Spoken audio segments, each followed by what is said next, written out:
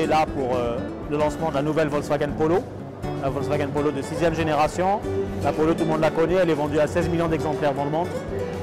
C'est une des citadines les plus prisées du marché. Pardon. Et donc la nouvelle Polo, elle grandit, elle prend 92 mm d'empattement, elle prend surtout 71 litres de coffre, qui ont fait un des coffres les plus spacieux de sa catégorie, avec 351 litres. Pour comparer, une Golf, c'est 380 litres, donc on est très proche du segment supérieur. Le design sur la nouvelle Polo est tout nouveau, très expressif, avec vraiment un aspect visuel, avec un visage presque masculin.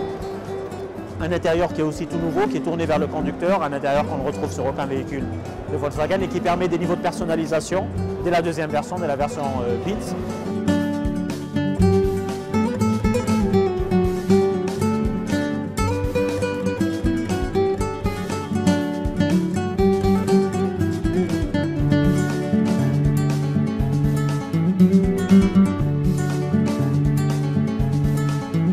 Donc elle est proposée justement en deux versions.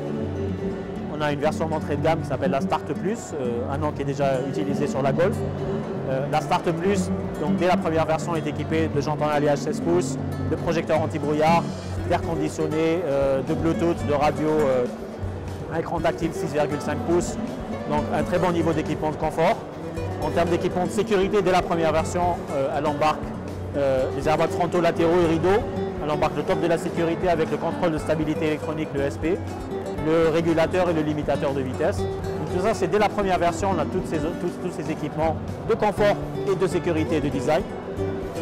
On a une version supérieure pour les amateurs vraiment de confort, qui est la nouvelle version série limitée Beats, qui est conçue en partenariat entre Volkswagen et le géant américain Beats Audio. Beats a conçu avec Volkswagen le système sonore. La sonorisation de cette nouvelle Polo Beats développe 300 watts.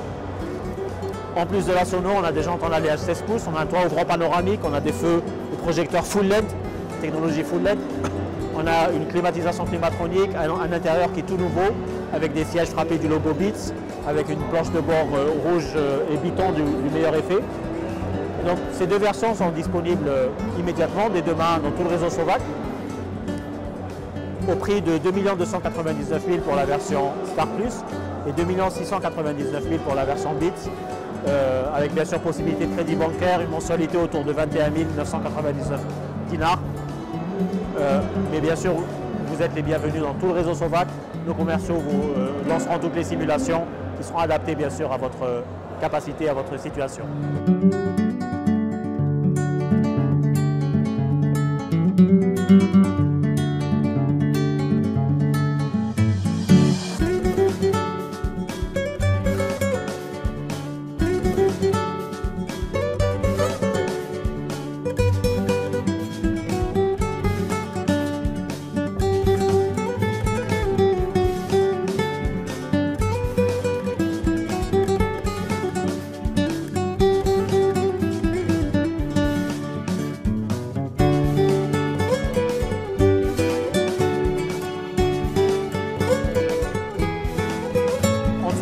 On ne s'attend pas à ce qu'il y ait chevauchement et cannibalisation. Volkswagen a ses clients, les autres marques du groupe ont leurs clients, c'est Abt, Skoda bien sûr. On ne s'attend pas à ce qu'il y ait vraiment de cannibalisation. La nouvelle Polo va cibler une nouvelle clientèle. L'Arona est un véhicule d'un nouveau segment, ce qu'on appelle chez nous le A0 SUV, donc le SUV citadin. Et chez Volkswagen, l'équivalent c'est le T-Roc, le nouveau Volkswagen T-Roc. Donc on s'attend. L'idée dans le groupe Volkswagen, c'est d'augmenter des modèles, partir sur des niches. Ça permet de répondre aux besoins de nouvelles clientèles qui sont qui ont un style de vie nouveau, qui ont un style de vie plus dynamique. Certaines personnes vont plutôt utiliser leur véhicule en ville, alors ce qu'on appelle un A0 SUV, ça va être plus un véhicule de week-end par exemple, un petit baroudeur pour sortir un petit peu des sentiers battus. Donc on cible vraiment une clientèle large, et plus on a de modèles et de segments représentés, plus on resserre un petit peu les mailles du filet pour toucher plus de clientèle.